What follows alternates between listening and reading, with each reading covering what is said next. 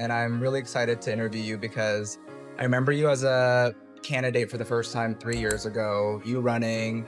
And I remember, this is the Korean side of me, but a lot of the Korean American leaders that I've always respected, Cindy Ryu's and the Cheryl Lees of the world, not only having your back, but being very adamant about who you were. And that told me a lot about your character, because we have all these endorsements and people talk about this candidate, but I think your story resonated with so many people in the, I would say Korean community too, but just the wider public. My first question, so you're not only the first woman, the first person of color, and the first Korean American woman elected as King County Prosecutor, but how has that historic milestone shaped your priorities and perspectives in office now? Well, I think like all of us, our lived experience shapes us. It forms our values. It's also the type of thing that really informs what we pay attention to. So, of course, I pay attention to equity issues, right? As both a woman, as a person of color. Mm-hmm. I also think about how certain crimes impact women disproportionately. I think about sexual assault. I think about how we offer victim services. I think about the things that make women or people who identify as women feel unsafe. And so an example of how that shows up in my leadership, when I took office, I really worked hard on a pay equity study within the office.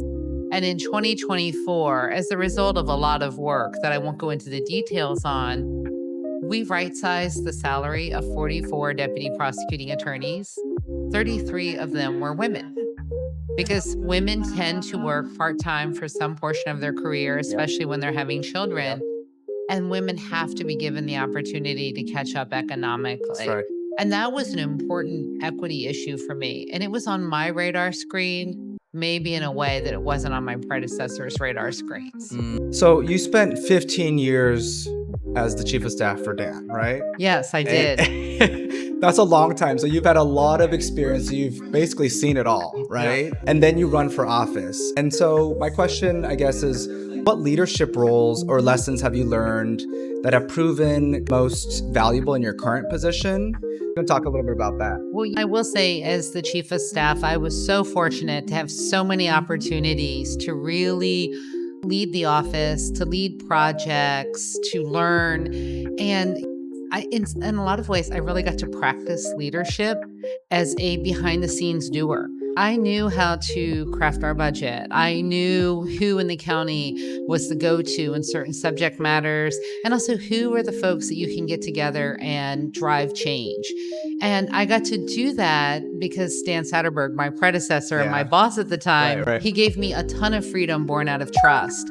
But it was also his name on the door. So I got to carry out a lot of his vision, and I got to do it in a way where I wasn't politically vulnerable. And I will say it taught me a lot to, one, just do the practical operations stuff. It's an important experience. But for women in particular, I think sometimes it's hard for women and also people of color to be seen as leaders, to really step up, to be out front, to bear the risk of feedback and criticism, because sometimes it's criticism, right? Mm-hmm. And so I felt like I got to build those skills and to practice. And then when I took office, I hit the ground running because of my deep level of operations, my deep level of experience. Right. And I was more prepared to be seen, heard, to really step into my role as King County Prosecuting Attorney. I just want to touch a little bit on that because you have so much policy experience, you have so much work experience in the role that you were going to take, that you were elected to, but also how was it running as a first-time candidate? And you touched upon it a little bit, but I just want to it's a hard job, and I feel like it's the hardest thing to be a candidate, especially in times like this. Mm-hmm. So can you just talk a little bit about that, what your experience was? My short answer to this question is boiling a frog, right?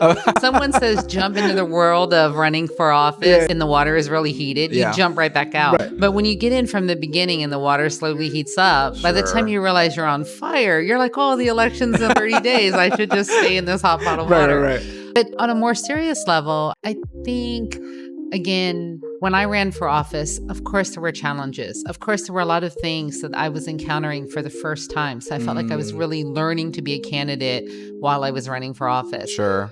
But there are also a lot of folks who come out and help you, and they provide important information. They coach you, they support you, they call you up, they cheer you on, they give you feedback.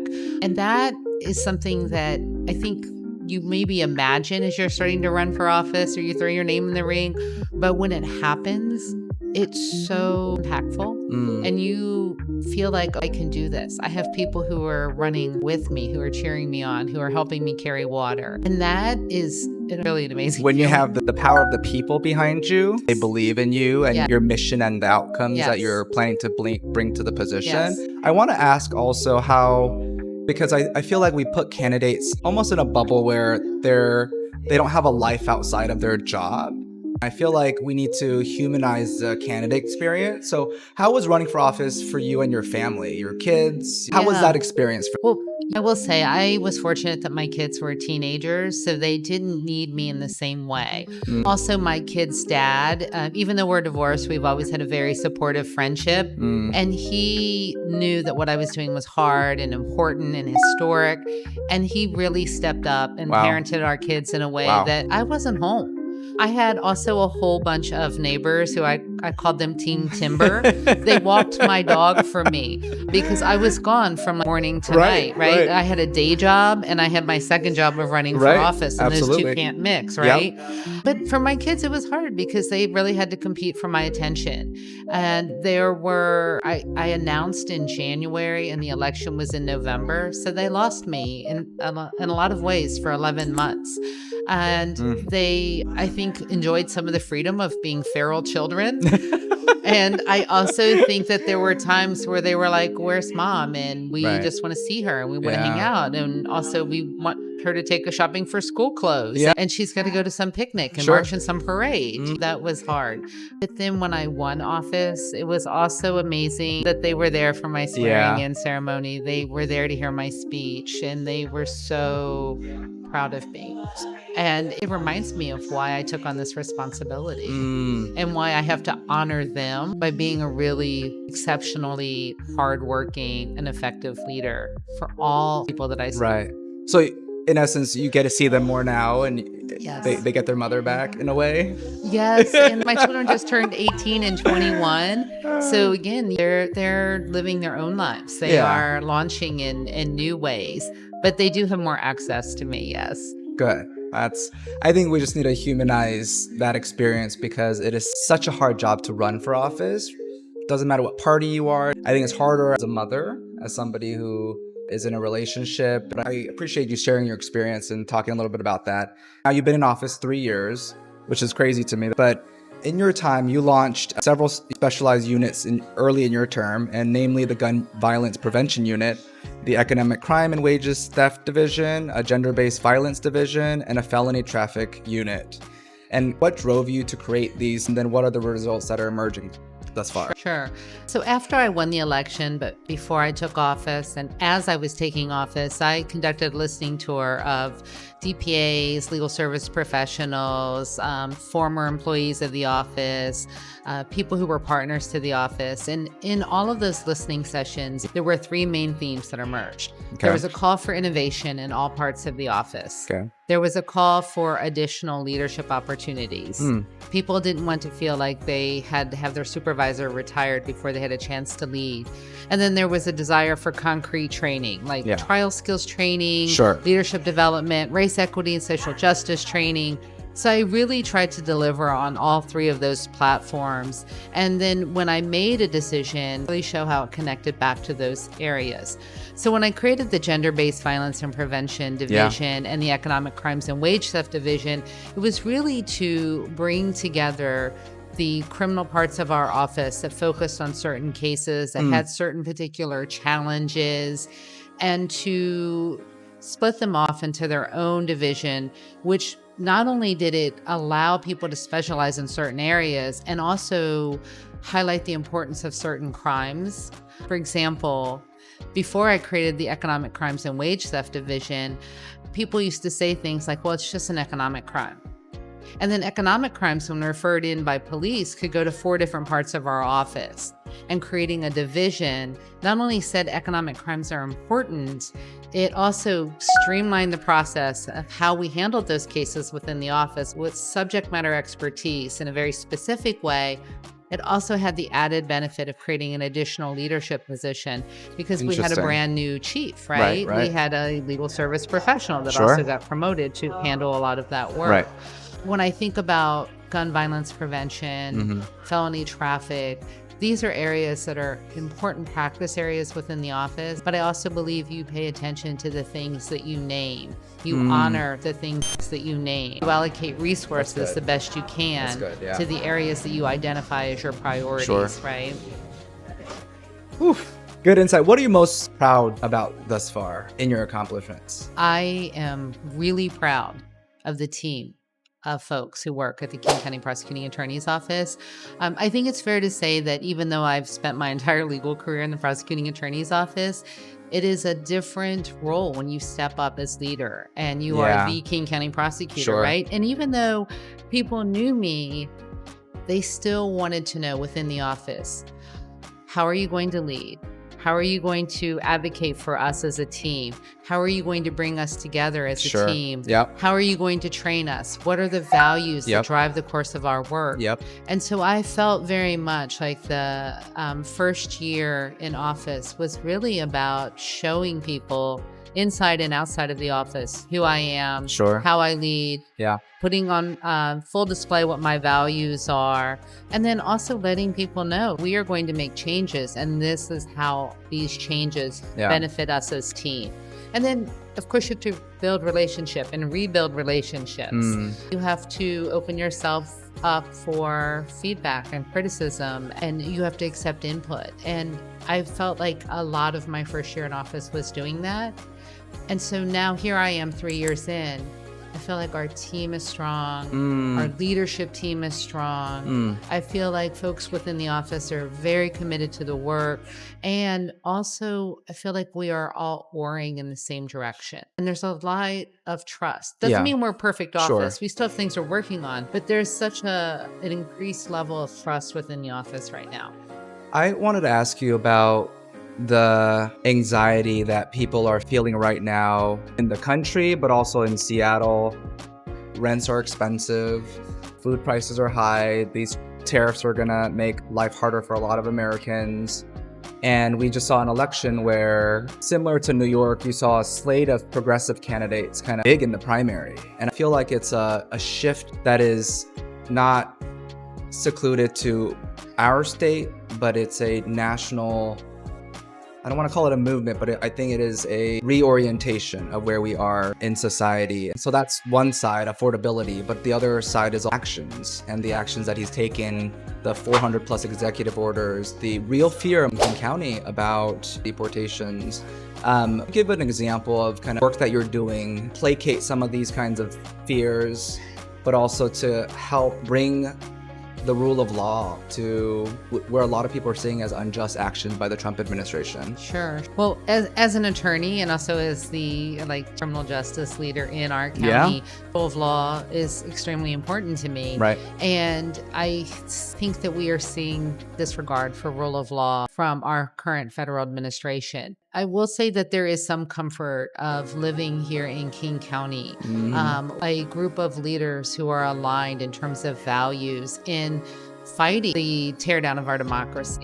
We have a team in the civil division that watches all of the action coming from the federal administration, and in conjunction with our King County clients, we are combating that. We are filing lawsuits. We are joining lawsuits. We are appealing wrongful decisions. That's right. Because what's at impact are grant money.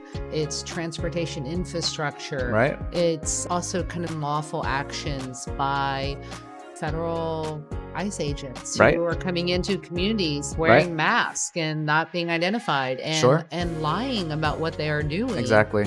And so we have to stand up against that kind of tyranny, against that type of unlawful or disrespect or disregard of the rule of law. It's two front on the criminal justice side of things. Yeah. We'll say we have long been an office that has paid attention to things like what are the immigration consequences. Yeah. And being willing to at least hear what those concerns are. In some instances, there's really, honestly, absolutely nothing that we can do. And crimes are the crimes. Sure. And the sentences are sentences. Right. But at least being willing to acknowledge that there are those really impactful collateral consequences, and what can we do to help prevent, or even in some instances, unwind or mitigate those impacts. Wow.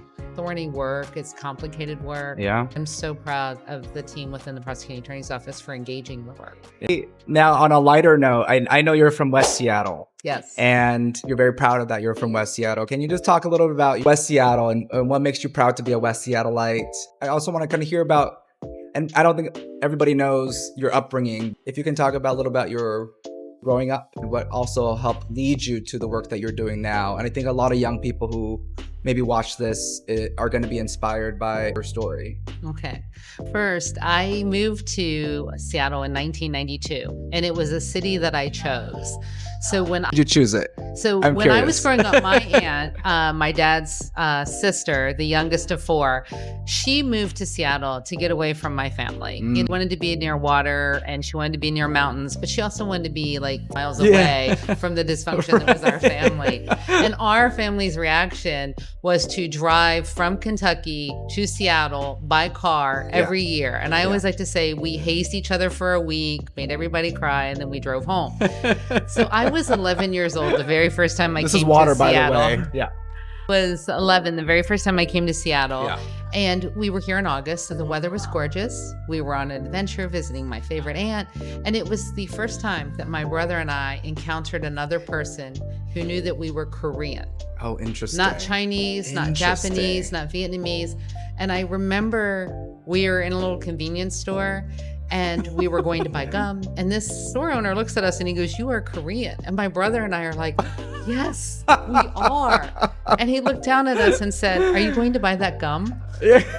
We were having a moment, and he was like, "Oh my gosh. Oh, wow." And so all of these years later, I still wake up every day very grateful that I live in the city that I chose. I didn't end up here by happenstance. It's a city that I selected. It's a place where I feel at home.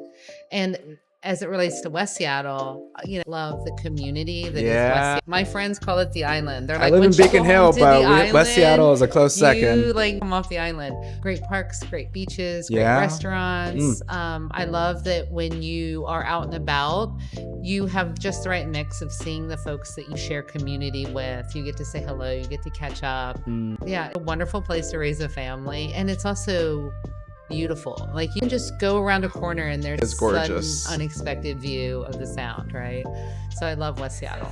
You have a dog. What kind of dog do you have? Oh, so I have a giant dog, and there's nothing like my dog is 5 pounds, but there's nothing like having a 105-pound dog to make you realize that you're a small dog person. So I, at the start of the pandemic, allowed my kids to talk me into adopting a dog. So he was a rescue. Interesting. We were told he was a yellow lab, and then he was going to be about 55 pounds. He was just 16 pounds when we adopted him. It turns out he is a Great Pyrenees mix. Oh my, one of the biggest dog varieties. He's 105 pounds. Really sweet, but also really big.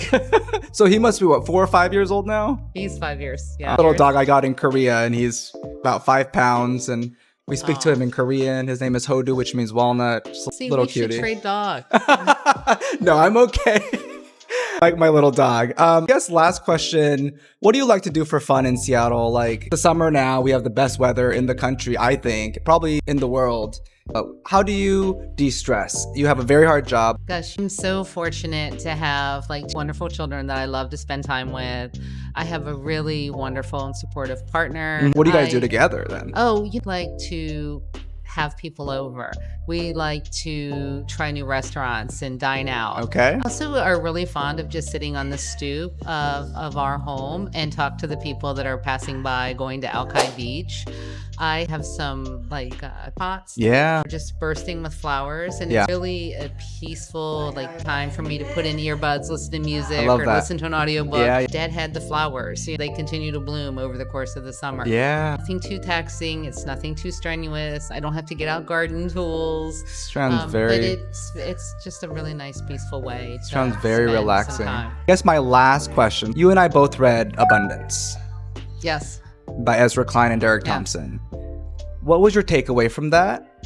And the second question, what book are you reading right now? Yeah, no, I will say I have long been a fan of the whole concept of abundance, right? Yeah. I think that there are a lot of folks in the world who really focus on scarcity, and it serves to hold us back. If I believe that you are happy because you are somehow stealing happiness away from me because it's a fixed sum, then I'm going to live a certain way, and I'm going to make my decision in a way that resources from you, Right. so that I can hoard them Right. out of this fear that Right. you might be getting more than me. Sure. But sure. if you live through, if you live through with values of abundance, concept of abundance, and you realize that our potential is truly our collective potential, that when you are uplifted, I am That's so also good. uplifted. So good.